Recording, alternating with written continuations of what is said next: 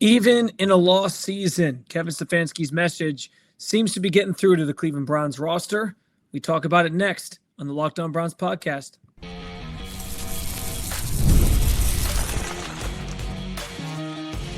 You are Locked On Browns, your daily Cleveland Browns podcast. Part of the Locked On Podcast Network, your team every day. What's up, Dog Pound? I'm Spencer German, your host of the Locked On Browns podcast, and proudly covering your Cleveland Browns each and every day in the land and on the road. If you need evidence that Kevin Stefanski is still the right man for the job, I've got some for you. There's a prevailing thought that Deshaun Watson can still play at a high level around the NFL, according to some new reporting. The Browns, however, cannot afford to find out if it's true. And speaking of the quarterback position, Cleveland slated to start its 40th QB since 1999 against the Ravens on Saturday. As always, I want to thank you for being an everydayer, making the Locked On Browns podcast your first listen every day. Of course, part of the Locked On Podcast Network, your team every day. Today's episode is brought to you by PrizePicks. Go to prizepicks.com/LockedOnNFL and use code all lowercase LockedOnNFL to win $50 instantly when you play just $5. Let's get into it. And I do have a video clip to share with you guys because the season, obviously, this year in 2024 has not gone the way that anybody hoped. It has been a disaster from Super Bowl aspirations during the preseason and prior to a roster that I think at some level I was even fooled into thinking was going to replicate some of its success from a year ago. And I don't know that it's a talent problem. I still think this team is pretty talented. I just think that players who were playing at a higher level last year took a little bit of a step back, and there's too many mistakes for a team that didn't have the offense and the players to overcome them. So, but again, it's a difficult thing to process, whether you're a fan of the team, whether you're on for the players on the team. Nobody wanted to see the season go the way that it did. But I think about the fact that Jimmy Haslam, owner of the team, has been telling everybody he can that he wants to bring back Kevin Stefanski and Andrew Berry, and he feels like they are the right leaders for this team moving forward. And I think that's all very telling to an owner who's changed his mindset, his philosophy, because we're so used to, I think, with Jimmy Haslam, the overreacting or the getting too emotional and making gut decisions in real time rather than thinking things through. And so I think it's obvious that he's changed his mentality to these things, but that doesn't mean that they're always the right decisions either. And so, there's been moments throughout the season when Kevin Stefanski's job security and Andrew Berry's have been called into question. But Jimmy Haslam has been adamant that he's bringing both these guys back. I one of the biggest things I look at when I'm talking about a coach and whether or not they should return for a team after a bad year is whether or not the team quits on said coach. Like, if you can tell that there's just like there's a disconnect between what the players are hoping for, what the players want, what the players are trying to accomplish, and the coach, and they're just not buying into what the coach is selling, that is a problem. And I said this 2 years ago with Stefanski, the first year Deshaun Watson was here in 2022. I felt that if late in the season there was some talks about maybe moving on from him, and I felt, okay, well, if the team continues to play hard till the end of the year, even in a season that hasn't gone your way, you're not going to make the playoffs, all these different things, then I think it's a testament that he should still be back and that the culture still is present. And I pushed Joel Bitonio on that question specifically because this is the worst season that Kevin Stefanski's ever had. 3-13 right now. Likely, again, prediction wise, I'm sort of assuming they're going to finish the season 3-14 with a loss to the Ravens. They're 20-point underdogs going to Baltimore on Saturday. So did I say Sunday the first time? Apologies. I meant Saturday. All these days are blurring together. We're getting through the holidays. But yeah, I think that I was curious how the players feel about the culture that we've seen rejuvenated since Kevin Stefanski's been here. That's a good word for it. Like, this team lacked an identity, it lacked a culture for so long, and Stefanski came in and changed all that. And that's been one of the biggest reasons for why I'm assuming Jimmy Haslam wants to still stick around with him. So if that was kind of starting to lose, if the root of that culture he's built was starting to lose, if he was starting to lose his touch, if it was starting to, deteriorate from inside, again, I think those would be reasons to truly consider whether or not Stefanski is the right man for the job. I don't think that's happening. And I thought these comments from Joe Bitonio were pretty telling as to that being the case, that the locker room is still rallying around its coach. Yeah, it's very hard when you're losing a lot of games, but I think the standard of what he's created is still there, and the losing's unacceptable. And he's talked about that. Like, we can't get into this being the everyday norm. This is not what we want it to be. But when you're preaching something and you go 3-13, like, it's obviously going to be hard to keep that going. But I think the locker room has faith in Coach Stefanski. Like, I don't think anybody's like, oh, man, like, we would have done this a little different with Coach. Like, we understand his message, and I think more than anything, we want to live up to it for him. So I think the culture's still there. Now, listen, Joe Bitonio cannot possibly speak for everybody in that locker room individually. They all have their own opinions and thoughts and feelings on things. But that's an 11-year veteran. That is a guy who has seen the highs with this Browns team in more recent years, and he's seen the lows when they weren't making the playoffs and they were the laughingstock of the NFL, where they went 1-31 in back-to-back season, or combined in 2 seasons to back-to-back. He's seen some things. He's been around the block, and he certainly has a pulse. From what I understand about the makeup of this Browns locker room, he has a pulse on how the team feels about the direction they're heading, how the team feels about the staff, all these different things. Joel is one of the leaders on this team, so there's a lot of truth in that, and so. No, like, maybe there are some people who haven't liked certain things the way that they've gone. And that we're going to get into the ESPN piece that came out about how, there were some players who didn't realize that they made the change to Ken Dorsey as the play caller. So maybe there's some communication issues at times. But I think that's every organization at times those things come up, or those things happen. But I think by and large, if Joel Bitonio is sitting there telling you, like, hey, culture – still intact. Culture is still something that is built to last, and players are not turning on Kevin Stefanski. I think that's huge, and that's probably the biggest reason why Jimmy Haslam feels the way he does about retaining Stefanski and Barry, keeping that continuity, and trying to run it back next year. So, again, I know that there have been fans, maybe you're one of them, who is critical of Stefanski and feels like he could do a better job. Feels like there's some shortcomings here. One of the biggest questions I keep going back to, though, is like, okay, you fired Kevin Stefanski. What's the easy solution? I understand Mike Vrabel was somebody who was being brought up. He's no longer with the organization right now. He had the out in his contract at the beginning of the year, as we talked about earlier in the week, because they were trying to give him some room to, feel the market out and find a job that would suit him so he could pursue other opportunities, understandably. So he's probably off the table. But again, like, this organization has spent, since it returned in 1999, has spent the better part of 2.5 decades trying to identify 2 things: a good coach who could provide stability, and that franchise quarterback. The latter of those 2 things is still very much in question. And it seems like you at least have solved and maybe he's not perfect, but it seems like you've at least solved the first one of those things with the coach, and you have a guy that you can trust, and a guy that you believe in, and a guy that seems to be set to has put the organization in a position to be successful. And again, I don't see players quitting on him, despite the fact that they're in a 3-13 season, and it's been a disaster from what the expectations were. And there's a lot of disappointment in that locker room. We talk to the guys every day. They make that very clear. Joel even said after the game against Miami that they've very much underperformed from what they thought they should be. But the fact that guys, and maybe there's been some moments, some bad moments from certain players at times. Juan Thornhill comes to mind in that Saints game where he kind of gave up on a play where it looks like guys were quitting.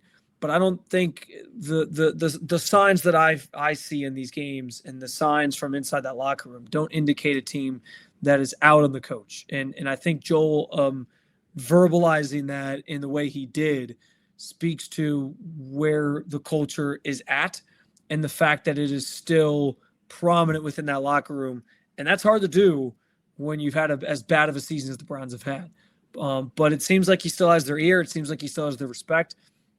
And it's probably the biggest reason why I do believe he should be back next year and still be the guy in charge of leading this organization moving forward into whatever this thing's going to look like next year, given some of the restraints they might have due to the Deshaun Watson situation. Speaking of the Deshaun Watson situation, we know he'll be back next year. It doesn't mean that he has to start. Some interesting reporting from a piece from ESPN. We will talk about it next on the Locked On Browns podcast.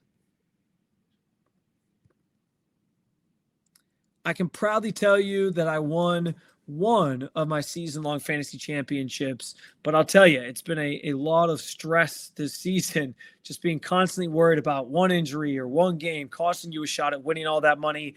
And it feels good when you come out on top, but it's a long, long road to get there. And that's why I've tried to start taking the stress out of my fantasy football experience with PrizePicks. PrizePicks is the easiest, most exciting way to play daily fantasy and have a shot to win big every single day or week of the season, whether it's football, basketball, or any of your other favorite sports. PrizePicks can make your holiday bigger and brighter. You can now win up to 1,000 times your money on PrizePicks. Plus, this holiday season, they're giving away $30+ million in rewards during Picksmas and offering 2 free picks in December.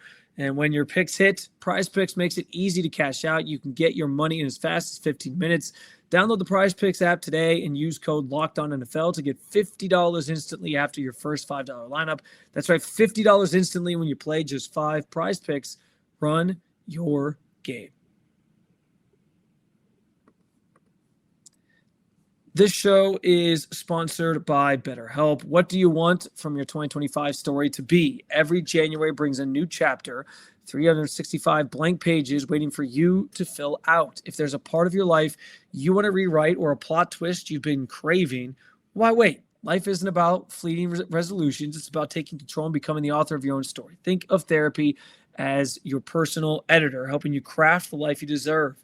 That's why BetterHelp comes in. Whether you're facing a challenge or just looking for a personal growth, therapy is a powerful tool to guide your journey. Even if you've never tried therapy, all the benefits are clear. Finding someone to talk to and gaining fresh perspectives can make all the difference in how you navigate life's ups and downs.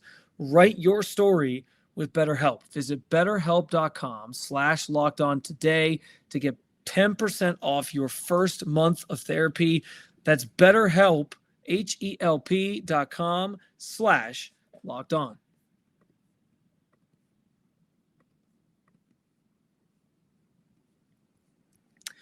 All right, so as the offseason begins to unfurl here in the coming days, really, for the Cleveland Browns, because they play on Saturday, they play tomorrow, and then they're in full offseason mode. They'll do locker room clean out on Sunday, and that will be, that'll start the sort of domino effect of coaching changes on the staff and being linked to certain players that could be available and rumors and reports and all these different things. We did get a report from ESPN, Jeremy Fowler, and their Cleveland beat reporter, Daniel Oyefusi, who basically told the story of, just sort of how vibes are in the locker room and the perspective on where the team is kind of moving, what direction they're going in, moving forward into 2025. And this is all very interesting and very timely, given the Myles Garrett comments from a couple weeks back where he talked about his future and wanting to see the plan. I think Denzel Ward has given some credence to the idea that, he wants to win now. That's the point of his career that he's in, and that makes a lot of sense. Even Joe Bitonio finally sort of alluded to the idea that, what direction the team is going in could play a role in his retirement decision. So these are all important conversations that are going to be had in the coming days and weeks. And, the direction that the organization is heading in could sort of dictate how the cards fall this offseason. And so this piece was interesting. And one of the big notes that came out of it was this idea that Deshaun Watson will obviously be back next year, something we have talked about on this show, and that he will have a chance to maybe compete for the job. I'll give you sort of the direct quote here from the piece. It was, quote, "The working theory league-wide is that the Browns keep Watson for one more year, foster a competition with another veteran or a draft pick, tightening the walls around Watson and forcing him to win the job. Team sources consider such a scenario, Watson battling it out with another vet or a QB1 status in camp, possible. If he's right mentally, then he should be able to win a quarterback competition in 2 days with his athleticism and arm," an NFL coordinator said of Watson. And the piece kind of went on to expound this idea that the Browns still think, Deshaun can play at a high level given his physical traits, and that there's, it's been a mental block for him. And I think that's all very true. I have been one of the biggest people leading the charge on this idea that for Watson, a lot of his struggles are between the ears. I think it stems from the off the field stuff and him never really being able to kind of put that behind him. And you get new cases popping up all the time, it seems. And also just the fact that, like, before all this stuff came to his doorstep and he faced all these allegations, he was considered one of the more popular and adored players in this league. I mean, he was a good guy in the NFL. Some people struggle in that villain role. And let's face it, like, that's largely what he became. Everywhere he goes, he's booed. He is met with a lot of negativity. That's a hard thing to sort of wrap your head around when you've been celebrated throughout most of your career otherwise. So I just don't think it's ever come back for Watson. And at this point, the other big thing to keep in mind is, like, he's played in 19 of like 52 games that he could possibly play in over the last 4 years of football. That's going back to the year that he basically didn't play at all for Houston because he was dealing with the situation and was just an active member of their roster without ever playing. They went with a 52-man roster that entire season. Then the first season in Cleveland where he had an 11-game suspension. And then he comes back in 2022, plays at or 2023, excuse me, plays at a high level in spurts, but has some down moments as well. Looked like he'd finally turned the corner in that Baltimore game and then gets hurt and he's done for the season. And then this year he gets off to a putrid start and gets hurt again with the ruptured Achilles. And now that's a factor. And the injury part of this has to play a role here. I understand where, like, there's people around the league who probably still believe that this guy's got the athleticism still, that he can maybe still play, that there's still a good player in there. But how true is that with a player? I understand he's not Aaron Rodgers or Kirk Cousins coming off of ruptured Achilles, but it's still an injury that can derail careers and change a player's athleticism and ability to do things. So I question that myself in terms of, like, can the Browns really trust that he's going to stay healthy for a whole season at this point? It's another big reason why they just can't. They can't put their eggs in that basket yet again. And it doesn't sound like they're going to just solely make that the plan, but this idea that they still believe like he could win the job and compete for it. Like, I just have a hard time believing that the Browns can afford in any way, shape, or form to see if Watson still has it. And I'm telling you, if I'm at training camp and they are putting him out there and he's slinging it around, on the air and to wide open guys with no coverage on him, and they're trying to sell you on, like, oh, Deshaun looks like the same guy. He's got that zip. He's still got that athleticism. I refuse to buy it. Like, because they tried to do the same thing this year during training camp, and the offense looked like a mess. And they kept trying to tell us, like, we still believe in him. It's fine. And then when the season started, and what did you get? You got 7 miserable games and miserable performances with an offense that looked inept. It set back it set back offenses to the Stone Age. I mean, it was putrid football from this group. So they can try to paint it however they want if he's out there competing for the job, but they cannot afford, for a multitude of reasons. One being the injury issues and the athleticism maybe now being in question. 2 being that he just has never been a fit in this scheme, in this system. And there was another note in this piece about how Watson still wants to give it a shot, trying to turn Cleveland into a winner and be the guy for this team. I'm surprised that it's even the case, because when you hear a fan base cheer for and it wasn't everybody, I want to make that clear. But when a fan base has that sort of reaction to an injury that you sustain that's going to end your season, I mean, that's toxic as can be. And it's been a toxic relationship between him and the fans since he's gotten here. I just don't know how you sell that to the fan base and sell that to the guys in that locker room when the team got better. The offense got better when you pivoted away from that guy. So again, I feel like what was said in this piece, I think there's probably some truth in the idea that they understand they have to keep Watson around. So in a quote unquote open competition is the way they're going to paint it. And it's an easy thing to say in December or January of the season that's kind of wrapping up.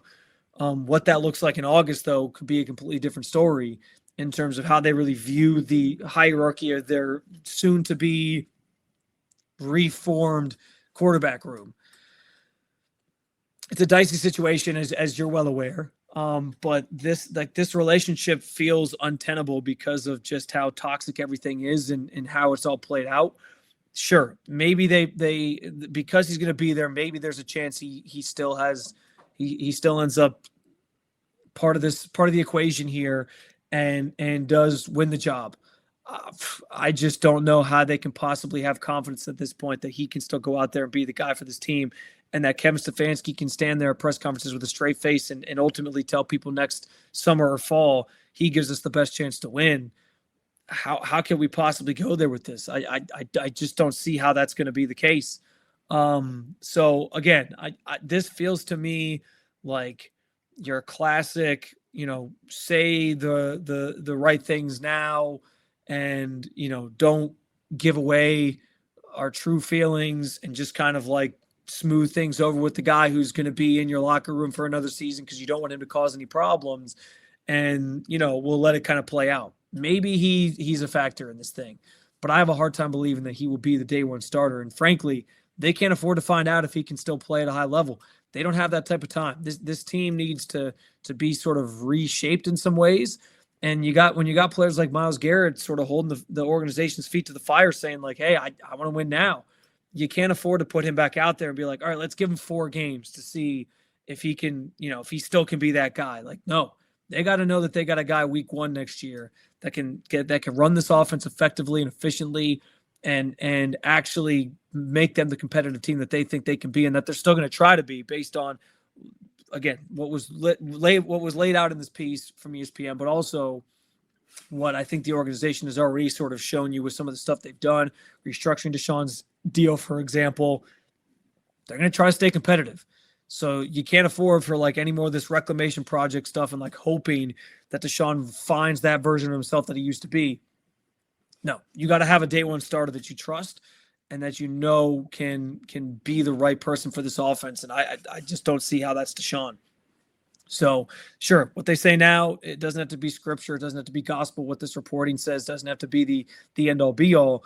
That's kind of the way I'm interpreting this because we got a long way to go to figure out what this room looks like, who's back and who's not, and sort of what the quarterback depth chart's going to be going into training camp, preseason, and beyond into the 2025 season. Speaking of the quarterback position, looking back at the road to 40 starting quarterbacks, that's right, the Browns will start their 40th different quarterback since returning to the city in 1999. We talk about it next on the Locked On Browns podcast.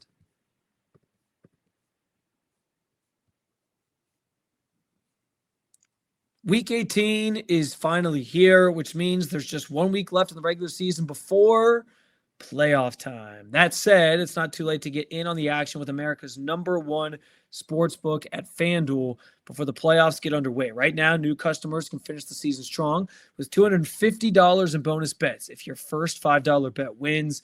It's a big anytime. I'm a big anytime touchdown parlay builder, especially with the playoffs coming up. I sometimes like to dabble in the first touchdown bets that they offer during the postseason as well. But there are so many ways you can win. Here's an easy one for you. Bet a Browns quarterback to throw a pick this weekend. Feels like that's a pretty good lock. Whoever that quarterback is at any point in the game, because it sounds like it's going to be Bailey Zappi to start, but then Dorian Thompson-Robinson could play at some point. So just bet a pick from a Browns quarterback. Just visit FanDuel.com to join today. That's FanDuel.com for your chance at $250 in bonus bets. Make every moment more with FanDuel, an official sportsbook sponsor of the NFL.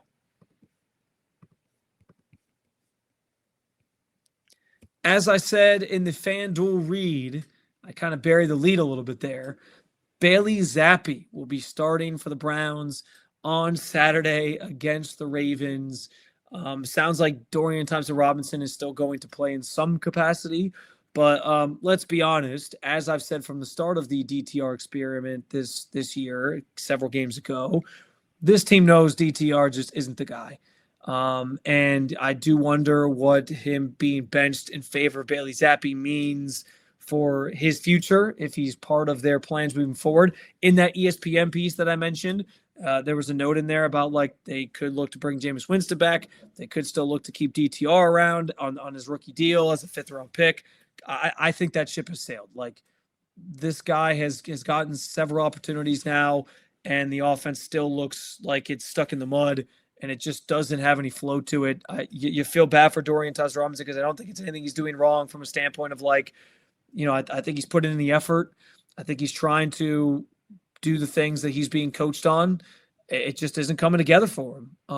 And I just don't think he's not a player that is going to. He's not a game-changing player. He's not a franchise quarterback. He's not a starting quarterback in this league. I think he can have a future maybe as a backup, but these last couple games proved if you had any questions about who he was and what he could bring to the table, I think you now know. So it's Bailey Zappi is the guy this weekend, at least to start the game. Like I said, DTR could play at some point. And I am intrigued, as I know I mentioned this after the game last week, by the idea of seeing Zappi play in this offense, what he's learned since he's been here, which, again, he was signed shortly after the Deshaun injury as kind of that third quarterback to sort of bolster the room with a season-ending injury the way that they were dealing with. So I'm intrigued to see what the offense looks like with him.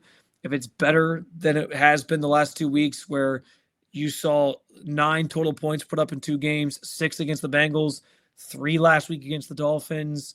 I think that's probably the most encouraging thing. Bailey sort of talked about it already this week, like how he was excited for the opportunity. He's obviously here on a 1-year deal, so he's going to go into free agency, and this is a chance for him to, audition, if you will, for a potential job somewhere else, or maybe even back here in Cleveland. So he's going to go and put his best foot forward and try to play at a high level. But even and here's the thing, like the one point I mentioned as we talked about this Browns team sort of actively tanking. And again, I say tanking not to indicate like they're throwing games or anything, but just they're doing what they can not to win by starting somebody like DTR. There's some unknown with Bailey Zappi where I'm like, maybe he gives them a better chance to actually win this game this weekend. But the problem, the biggest hurdle in your way is that it's a Ravens team that's really, really good already, A. B, it's a Ravens team that can lock up the AFC North with the wins, so they're going to be coming out playing hard, trying to seal that and get that done. And the other part of this too, even if there's some intrigue or some thought that Bailey Zappi might have a better time and run a more efficient offense, I don't know if it's going to be enough to take down that Ravens team, especially given the injury situation that the Browns face this weekend. I mean, they have like a third of their roster listed on the injury report this week out of practice, and they already ruled out 5 players, including 2 of their running backs, Pierre Strong and their number 1 guy with Nick Chubb's injury several weeks back. Jerome Ford is out for this game, which means his season is over. And you also have no David Njoku yet again. So the weapons for Bailey Zappi that he's going to be throwing to are like Jerry Jeudy, Elijah Moore, and the Island of Misfit Toys out there. So it's not going to be pretty regardless. So I think that sort of takes out of the equation like any concerns you might have about like what if Bailey Zappi pulls a Drew Lock like the Giants and wins this game, and you lose your draft you lose your draft position, because if they lose, they're guaranteed a top 3 pick. guys, I'm going to be honest. I actually think there's a good chance they end up with an even higher pick, given the situations that the two teams ahead of them are stepping into, because you have a Patriots team playing a Bills team that has nothing to play for. They're locked into the 2 seed. They can't move up. They can't move down. They might play their starters maybe for a little bit. I haven't seen necessarily that they're going to bench everybody. But at the same time, like, that's an opportunity for the Patriots to maybe win. Same thing with the Titans. They're playing a Texans team that can't move out of the 4 seed. They're locked in at that spot. There's no up or down for them. So maybe they are going to be resting their starters, and that gives the Titans a chance to win. And the Browns are the only ones go in that top 3 going into a game that still has some sort of consequence for the team they're playing. And so I think this almost could be a perfect storm. Like, if there's a possibility here that they end up with the number 1 overall pick based on how this game goes. But Bailey Zappi will be the starter. He represents, as I said, the 40th starting quarterback for this franchise since they returned in 1999. And boy, what a ride it has been to get here. That is not a stat that you want for your team or your franchise to ever be associated with. But here we are. Here we are with the Cleveland Browns. And that's the 2024 season. I'm trying to get used to saying 2025 more because we're in the new year and I always forget to write that or say that. So, but we're obviously not the 2025 season, just the 2025 calendar year. But that is the 2024 season in a nutshell. Another year where the Browns are just going through a quarterback carousel. And we get to see a 4 starter this year and see what Bailey Zappi brings to the table after spending several years with the Patriots and Bill Belichick in New England. Now he's here, and he is the starter for the Browns in Week 18 against the Baltimore Ravens. So my biggest wish is that it's just we get a little bit more exciting of a game than we've seen the last couple of weeks from the offense, because the offense the last 2 weeks has been a disaster. Another episode down with you, Dog Pound. Thank you for joining me, as always, to talk about your favorite football team, even as they march towards likely another loss that will finish them at 3-14 on the year. There will be plenty more to talk about in the weeks ahead. I'll have a post-game episode for you on Saturday night, so stay tuned for that.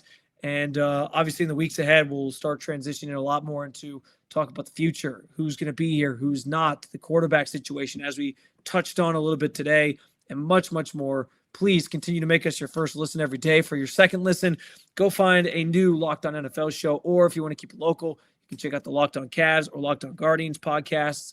Thanks for being an everydayer at the Locked On Podcast Network. I will talk to you again real soon, but for now, I'm out.